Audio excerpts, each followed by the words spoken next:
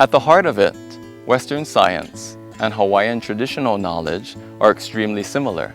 Both of them depend on close observation of the world around you. Both of them depend on being able to detect the patterns that you see, whether it's the slow patterns of decades, or the patterns of the year, or the patterns in the changing of the moon over the course of a month, or even how the world changes around you from sunrise to sunset. All of those different kinds of observations over short and long time scales marks the world of science, whether you're in ancient Hawaii or in modern Western society. The phases of the moon. Every moon had a purpose. There are nights, good nights for planting, and there are good nights for not planting. Good nights for fishing and good nights for no fishing. There were kapu nights, there were kapu ole nights, there were nights for everything.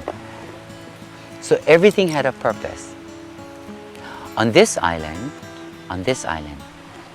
down at Kapoho, going down towards the lighthouse, to the left on a hill, now obscured by ironwood pine trees, stands a heiau called Kuki'i. But the Kuki'i heiau was specifically used to show the tilt of the axis of the earth. And the kahuna that were there were so knowledgeable. Because when they look, because that is the eastern part. So the sun rises there first. It means if the sun rises there first, if you look on the opposite end, the moon is going to rise on the opposite end. The skies were always clear. And so those astronomers or astrologers that resided at Kuki'i heiau knew every single phase of the moon as it made its appearance. The people of old, they had a tremendous understanding of the stars and the planets and the natural motions of the moon, etc. They also, I'm sure, had thousands of names for stars, along with stories and what those stars meant and when they rose and this kind of stuff. But the problem is we had an oral tradition, and that oral tradition has just, of course, died off. And when the missionaries came to Hawaii, they wanted to write down many of our stories, and the interviewers knew much less astronomy than the Hawaiians that were being interviewed. So it turned out that there were a few who actually knew some astronomy and were able to actually remember and link things up. So we've lost thousands of stories that could have been written down. So today we have about, I would say, something like 300 star names that have survived. But of those 300, I think it's something like 20 or 30 of them where we actually know what star they were talking about. And that's a real shame, because we've lost the ability to actually point up to the sky and say, this star is this and it means this, and teach it to our children.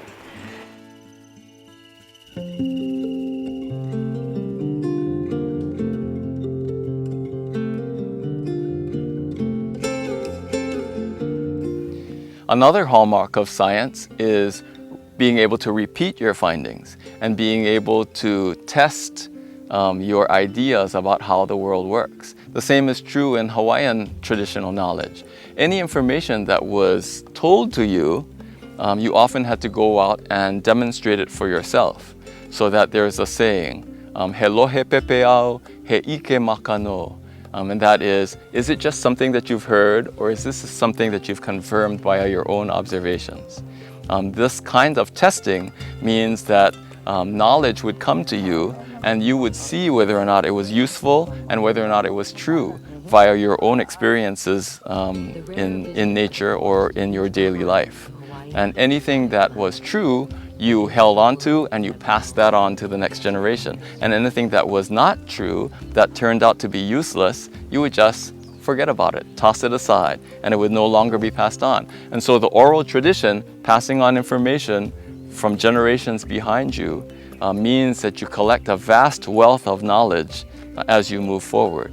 There was one saying by Western scientists that if I have achieved greatness, it is because I've stood on the shoulders of giants.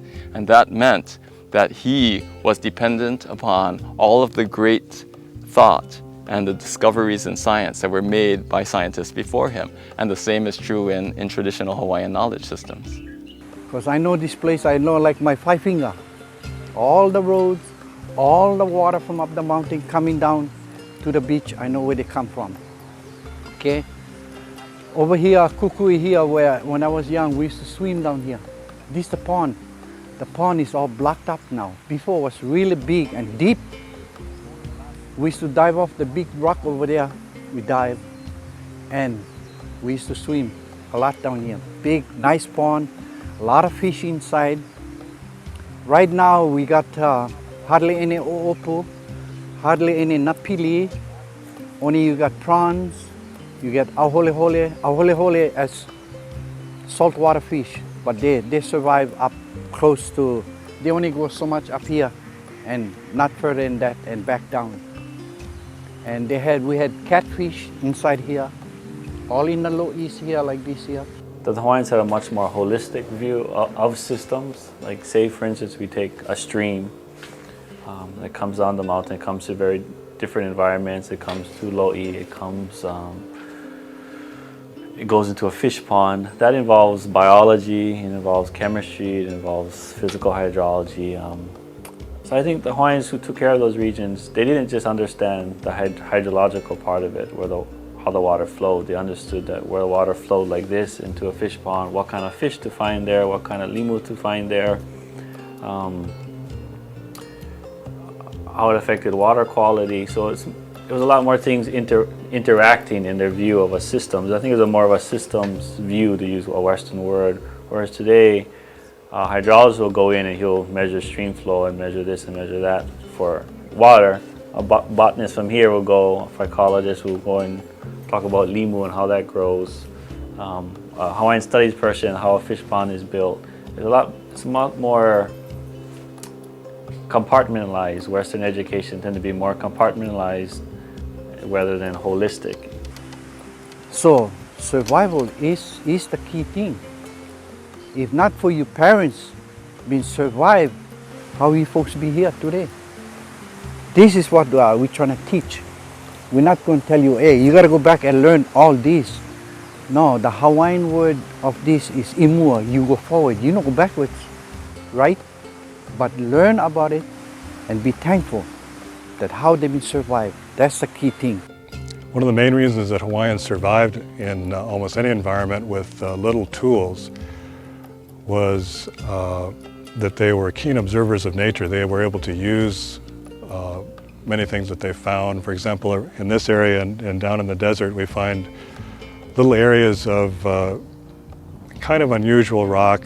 The rock is unusual because it has a glassy rind on it, thicker than most lavas around here. And in almost every one of those, it's clear that Hawaiians were there chipping off the glass to use a small knives, probably like you and I would use a pocket knife. Just maybe some local thing, they needed 1 or 2 cuts here and there, and then they'd toss it away. Real little things, but that particular kind of lava was the only thing you could use for that. For tools that needed to last longer, like an adze or something, they used a different kind of rock, which is also available up in here. It turns out that the easiest thing to use up here for adzes was blocks of rock that had been blasted out of the crater during a couple explosive eruptions. They just litter the terrain around here. Very dense, and most of those you find here, you also find that they've been broken apart and the pieces used for various kind of larger tools. In many legends, chants, almost every piece of Hawaiian expression about the volcano includes some geologic information. Of course, there's other things in there, emotional things, comments about relationships. They're very deep, intense stories, most of them, but almost all of them have some geology in them. Some description of an eruptive aspect, description of a lava flow, a description of an explosive eruption, descriptions of what happens to the weather during an eruption. You know, a lot of them talk about lightning happening when explosive eruptions occurred. And all those are really interesting to us. Of course, the legends are interesting in general, but they all contain really keen observations that we're just rediscovering now.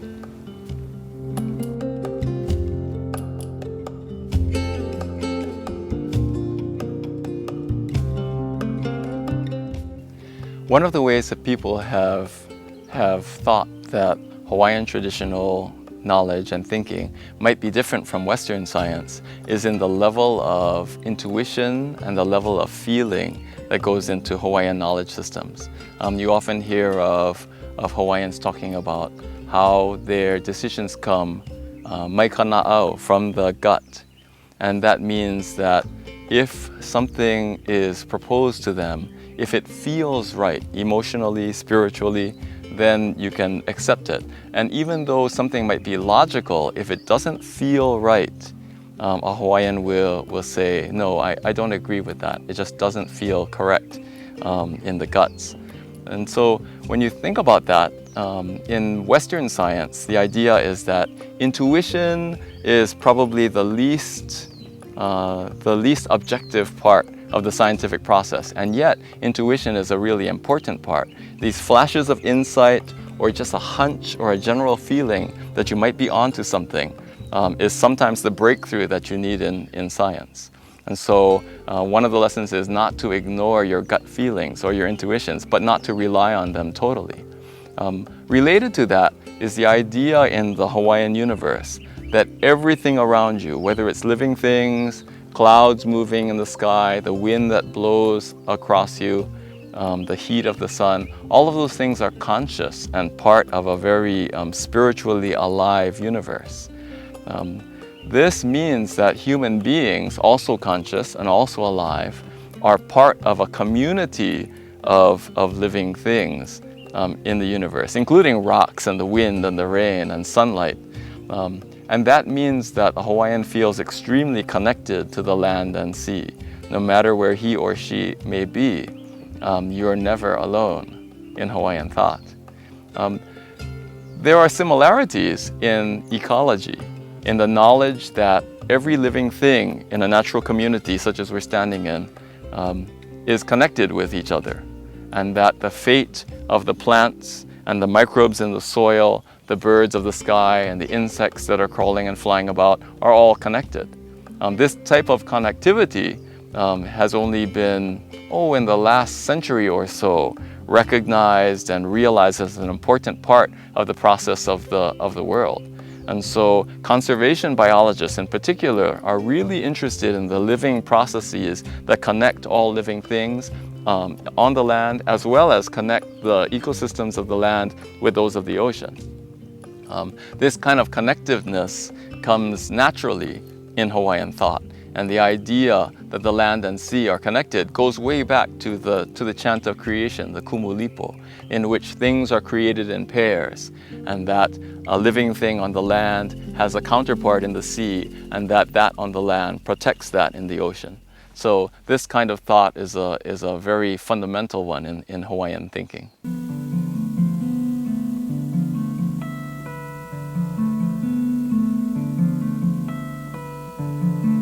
Lake Waiau itself is seen as the umbilical connection, the piko, back to where life originated in the heavens. It's interesting because Mauna Kea is Vahipana. It's also Vau'akua, so it's very special to Hawaiians. So about 30 years ago, when they first got the idea to build a telescope up there, unfortunately they didn't know enough about Hawaiian culture, and Hawaiians were busy rediscovering themselves as well, and rediscovering some voice, so that they could say, be careful, these things are sacred to us as well. Hawaiian priest Kimo Pihana is passing on a tradition to his son Moana and his daughter Uilani.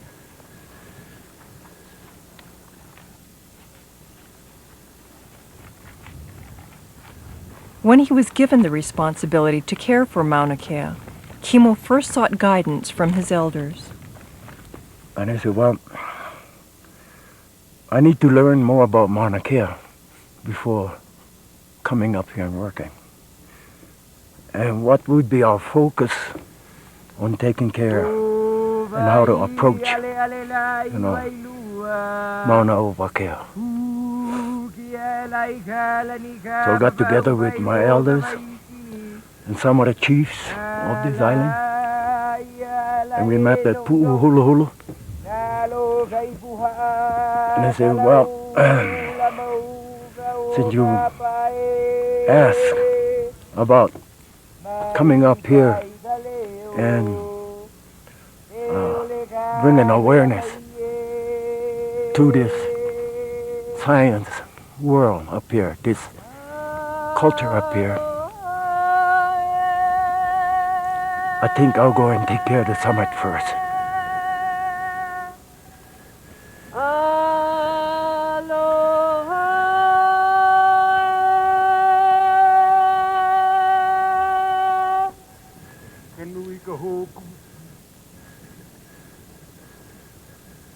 When I first came up here, I was angry. And it took a while for me to kind of pray on it and think about it and kind of get over this anger so I can continue my work up here. Kimo was once part of an anti-astronomy group, but after some soul searching, he joined the Mauna Kea Rangers. I decided, okay, after talking with my children, my wife, I'm going to come and take on this job, not the mountain, the job. Just this idea of being part of a stewardship to help the university, the science people, and the local people, how we can better understand how to share this beautiful mountain we have.